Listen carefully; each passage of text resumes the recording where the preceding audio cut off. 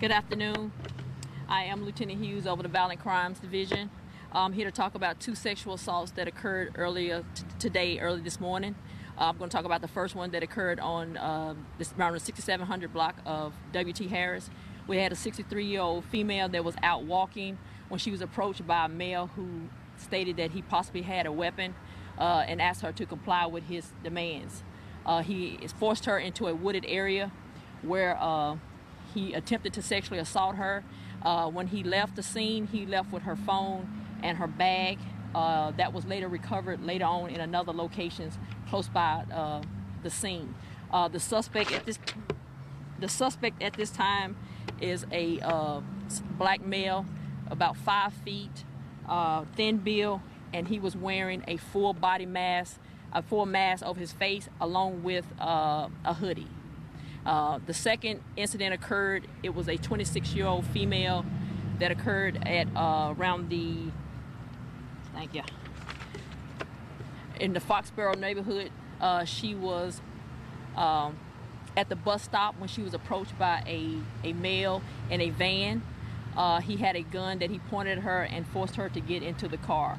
He took her to another location where he sexually assaulted her. Where she called us was in the the South Boulevard area is where she called us. All we have with him is an Hispanic male, stocky build, heavy set build, and short. That's the only thing we have on him. His van, we do not have any description on his van besides it's a white van with no markings or anything on it. We're asking the public, if you have any additional information, if you know anything, to please contact Crime Stoppers. You will remain anonymous on that end if you have anything. About what time was the first one? The first one happened about 5 o'clock. How was she able to get away?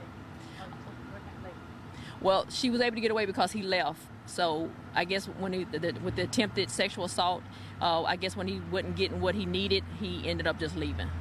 Was she fighting back? Is that why he... She was fighting back as well. How did she hit him? It was more of just, of just moving her body, making it very uncomfortable for him. Was she going to work or catching a bus? She was just out power walking, doing her normal exercise routine.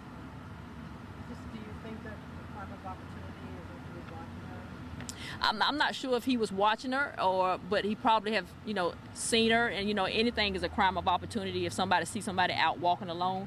That's why the one thing that we do stress is, if you're going to be out walking at night or early in the morning times when it's still dark, you need to have somebody with you, with you for safety reasons.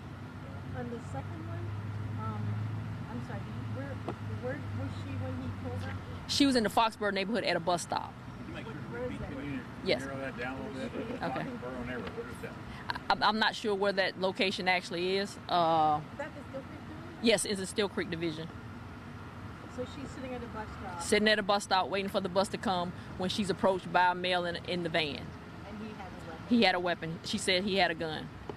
What's the description of the van?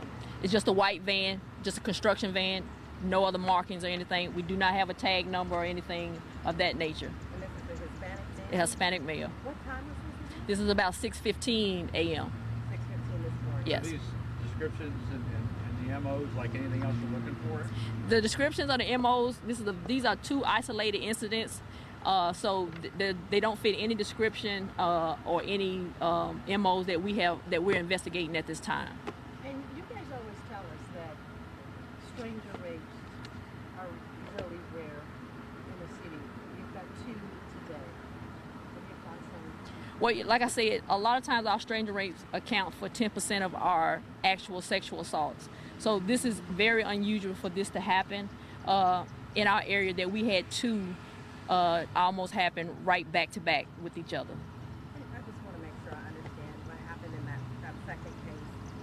You're saying that did he pull her into the van? There was no pulling into the van. It was just a force. I mean, you think about it. Someone points a gun at you, and your instinct is to do what they ask you to do because you don't want to get killed or hurt or injured in that situation. So she got in. So she got into the van, and then she was taken to another location. And do you know where that location All we know is that she was around the, I want to say the 7700 block of South Boulevard, South Tryon is where she made that original phone call to call police from. But she was assaulted inside. Yeah, inside the van. She was assaulted inside the They van. must have pulled over somewhere. Yeah. Assaulted her. Yes. And then did she escape or did she let her go? It's kind of like, let her go. How many of these a year would you have? That I'm not 100% sure on the numbers. I want to say this is about 10 sexual assaults, stranger cases that we have dealt with this year. Lieutenant, how come you chose this location? Was there anything? The reason the location was chosen because this is where it occurred, so we can give people an idea of where these incidents are occurring at.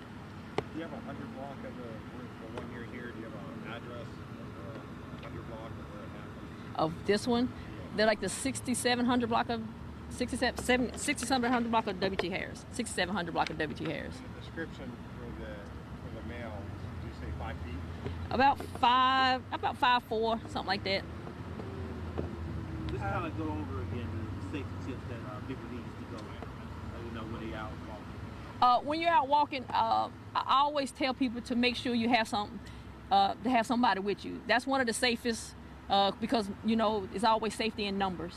I always say that carry something with you. I'm a jogger. I work out too, and a lot of times I carry my nightstick or I carry a stick or something with me, just in case if I need to fight off a dog or an attacker or anybody. So that's the one safety thing I can tell you is to make sure that you have somebody with you, and always make sure that someone knows your location. So that if somebody needs to find you, we can locate you. In that first case, it sounds like her fight that really was instrumental in him Yeah. moving on. Yeah, I'm not going to tell everybody to fight back because it depends on what you're comfortable with. But you need to do what you're capable of doing, and that's with any individual. Whatever your abilities are, that's what you need to use. Your instincts, that's what you need to use. If you feel like you need to comply, then in all means, do that. Comply. If you feel like you want to fight, or you can fight, or you have that opportunity, do that as well. Hey, listen, and how did you word it? You said he made it seem like he had a gun. He suggested he had a weapon. Yeah, he made it seem like he had a weapon by threatening to bodily harm to her. All right, last question. Okay. Thank you all for coming.